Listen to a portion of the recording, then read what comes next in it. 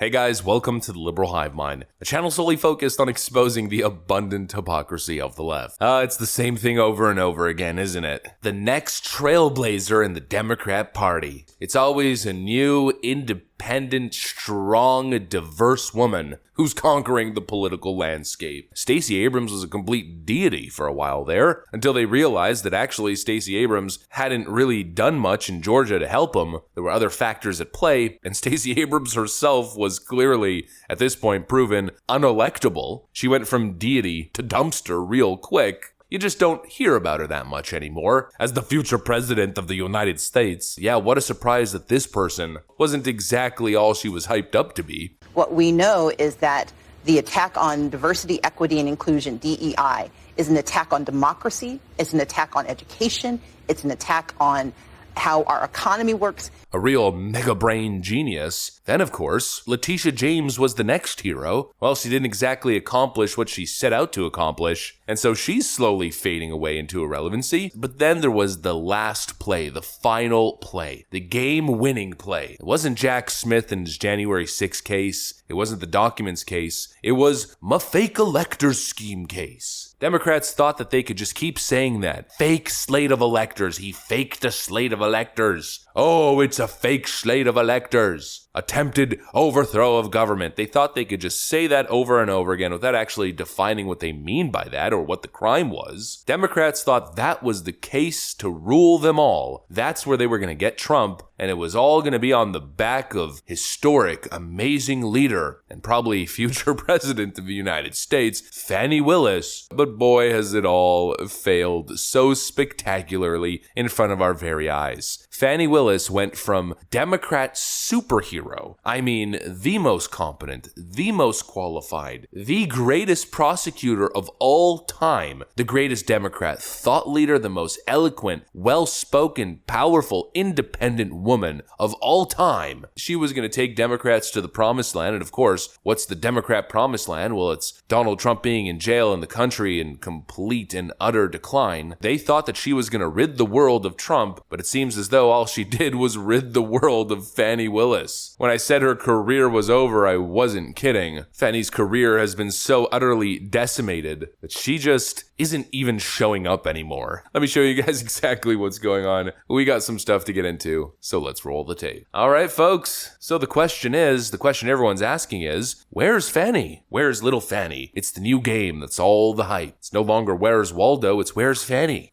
Let's meet the candidates. Christian Y. Smith is an author and attorney. Fani Willis has served as Fulton County District Attorney since 2021.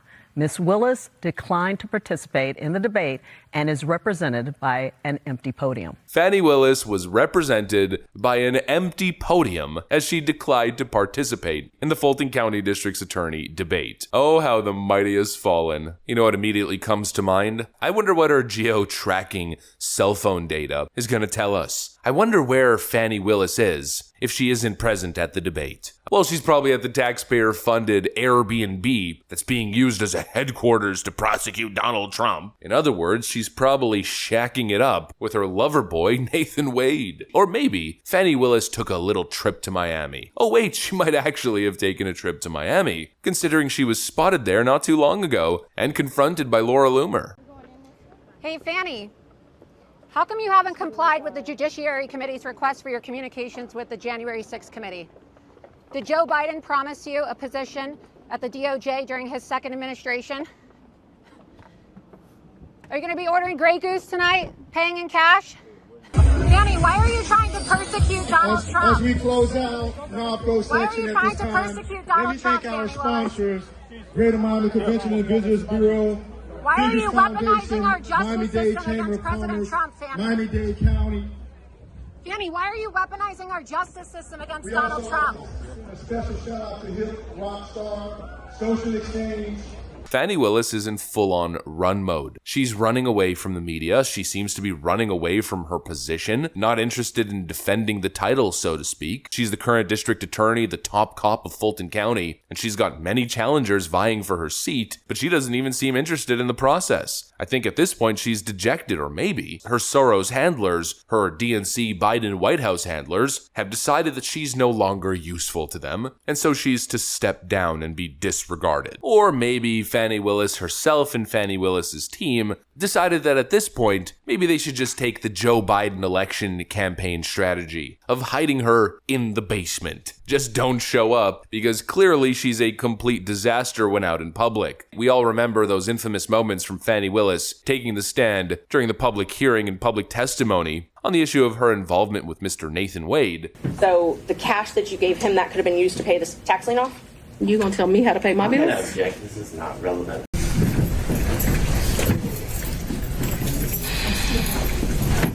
Fani Willis has a clear attitude problem that at the time Democrats were celebrating. Oh, she's so tough, she's so independent, she's so cool. But obviously most people with their heads screwed on straight viewed her as arrogant, frankly mean, and unsophisticated. Maybe the decision to get reelected for Fani Willis is to avoid any public challenges, just hope that somehow you cross the finish line, but I don't think that's going to happen. I think Fani Willis's career as a public servant, as a public prosecutor, is over. It's done. Done and dusted. The Democrat golden child has become the Democrat piece of coal. It's obvious to everybody what's gone on here. It's obvious that Fani Willis never acted independently. It's obvious that she was never an honest actor, but rather a Democrat team player. And I guess this is the victory lap. After months and months and months of Democrats telling us that we were crazy, that there was no there, that Fani Willis's credibility and qualities were unquestionable, unimpeachable, that she was the next best thing, the best thing since sliced bread, after they told us we were crazy, we were right about everything. We were right that this whole thing was orchestrated and organized between her office, Jack Smith's office, the January 6th committee, and the Biden White House. We have enough circumstantial evidence to stand on that side. It's obvious that they never had a case to begin with, and it was never going to happen. They were going to put Donald Trump behind bars ahead of the election. They just wanted a big public spectacle. Well, they got it. They got exactly what they asked for. Fani Willis couldn't help herself. She couldn't help herself but act corruptly. I mean, when you're a corrupt Democrat willing to interfere in the most important, most consequential general election of our lifetime, and of course, that needs to be said every time because every election is the most important, most consequential election in your lifetime, or in the current timeline, maybe a better way to say it. After it was obvious that she was that kind of corrupt actor, well, she couldn't help herself but act even more corrupt and funnel nearly $1 million to her lover boy Nathan Wade. She misused and embezzled taxpayer dollars, tried to raise her profile, and get all kinds of ludicrous amounts of sums from the federal government in order to pursue this ridiculous case. She would have never been able to get that much money had it not been such a high-profile, massive case of historical significance. It was obvious to everybody. We were right, they were wrong. Fani Willis is a corrupt actor, and now her career is so freaking over, she doesn't even have what it takes to show her face anymore. She has been so publicly humiliated, so publicly exposed, that she's now represented by an empty podium. Perfect imagery, perfect metaphor for her office and the rest of her career. Although, let's be real, considering she's shown her loyalties, she's very likely to get a very cushy job in the private sector at some DNC-controlled firm. Maybe that was the play all along. Fani Willis was just trying to get in with the corrupt establishment DNC crowd. Anyways, that's pretty much what I got for you guys on this one. Hopefully you enjoyed the video. If you did, make sure to leave a like and possibly subscribe. You know that we'd love to have you join us here. So subscribe if you feel like it. Thanks for watching, and I'll see you on the next one.